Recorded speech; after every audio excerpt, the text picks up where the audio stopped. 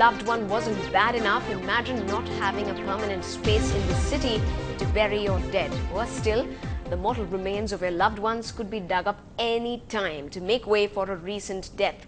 Pratiksha Ramkumar digs out this shocking report from the city's graveyards.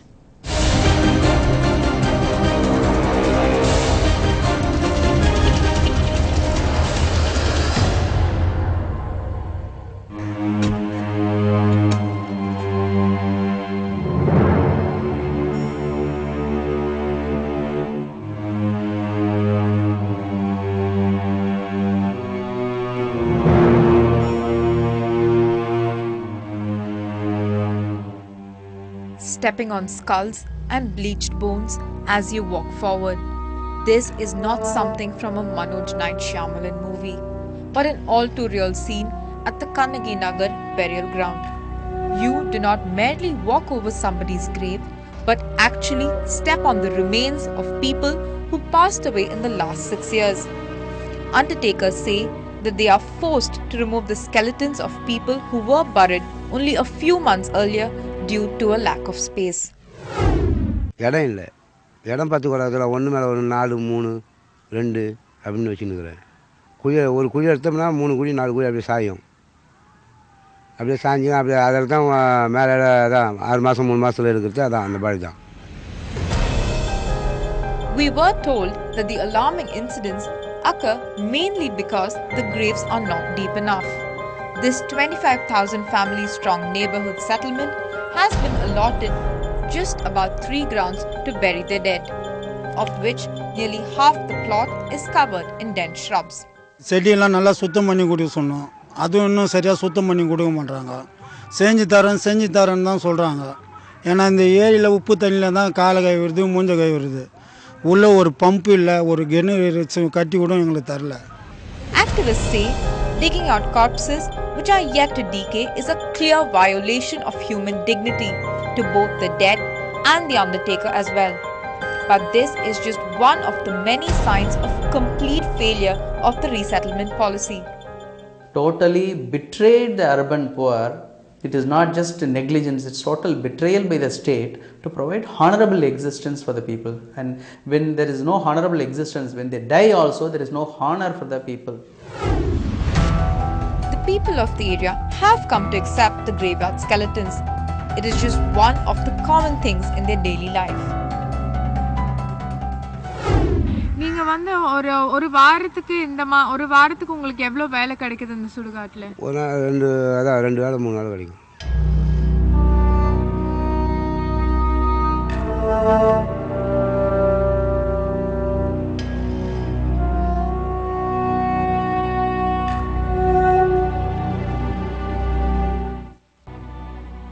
Sundaram and Mahalingam are just getting another grave ready for a person who's died just 6 hours ago.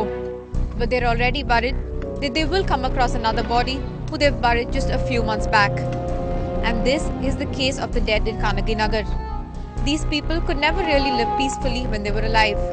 And even when they're dead, they may be thrown out anytime. The Slum Clearance Board told Ndtv-Hindu that another plot has already been earmarked for a parallel graveyard, and water supply will also be arranged in a few days. But when will it all happen so the dead can remain in peace is the big question. In Chennai, Pratiksha Ramkumar for Ndtv-Hindu. Well, that story certainly gives me the creeps. Joining me on the show tonight is Mr. Narayanan, development activist and editor of the magazine called Padam. So you are part of a PUCL fact-finding team to that area. So you know that area quite in and out, I must say. Yes.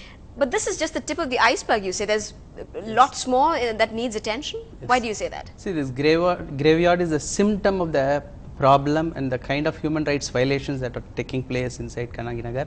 Not only Kannagi Nagar, there is another place called Semancheri where urban poorest of the sections of the city are dumped like debris. In the name of resettlement? In the name of resettlement and rehabilitation under Jawaharlal Nehru Urban Renewal Mission.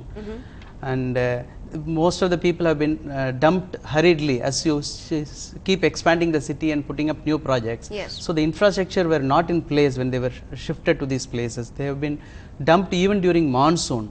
So the women have lost their livelihood, Many families have got separated, husbands have got separated from wives, children have lost their education. So, and it has been taken over by mafia, because the state has washed away its responsibility of maintaining the project and ensuring livelihood and honorable existence for the people. It has been taken over by different kind of mafia, and state has failed there. Right. So more than what we see here on the surface, the problems, Yes. it's also a social problem, more or Yes, less. exactly. I believe there's not even a single police station and a hospital in this area.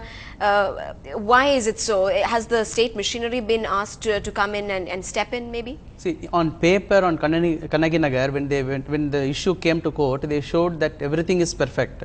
But in reality, there is no hospispital there. There is a clinic that, which Has is anybody also brought run this by an up? NGO. Have you brought this up with the state Yeah, we have government? brought it out. And what has been the response? We prepared a fact-finding report, and it was submitted about 4 or 5 months back by the PUCL, but there has not been any response from the Slum Clearance Board so far.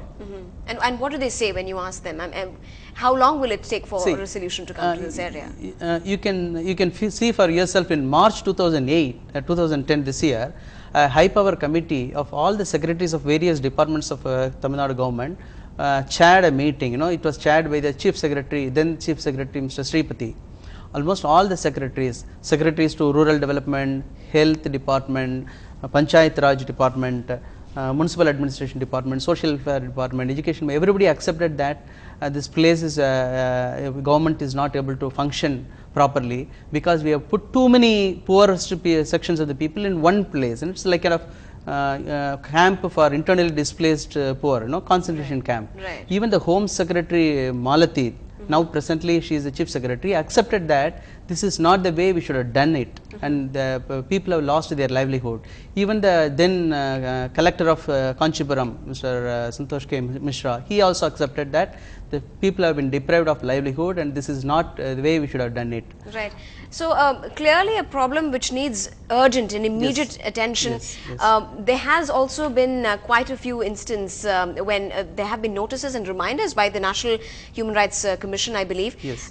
While there are still reminders to take care of this area, there's already another major project in the making, the Yes, Perambakam yes, one, I believe. Perambakam, yes. So is this a lost cause leading to another Yes, one? see, according to my assessment, this Kannagi Nagar is a failed state, failing its own poorest people, especially the women and children are the hardest hit. Absolutely. So now they are proceeding with the Perambakam project, very well knowing that it is going to be a human disaster waiting to happen. They are trying to put about 25,000 houses, Yes. which means that 1,25,000 poorest sections will be concentrated in a single place. It will create a big law and order problem. It will create mafias there, and the women and children will be again hit. So first, what they should do is they should look into these projects where they have failed miserably, Right. and see how they can ensure that all the livelihood and safety and security to the women are given before they take up any further new projects. Right, provide that healing Yeah. touch before it gets a little Yes, too certainly, late. because it It's is- just, yes, Yeah. I guess we'll just have to only hope that with the 2011 polls that the DMK or whichever government it is going to be coming to power has this at least area on their propaganda list and on their agenda as well. Thanks very much, Mr. Narayanan, for joining us on the show tonight and throwing light on the the real problem here in Kannagi Nagar. Thank you. We appreciate your time. Well, still ahead on the bulletin, the Chennai Open draw speaks out. Who will prevail in the box stand battle?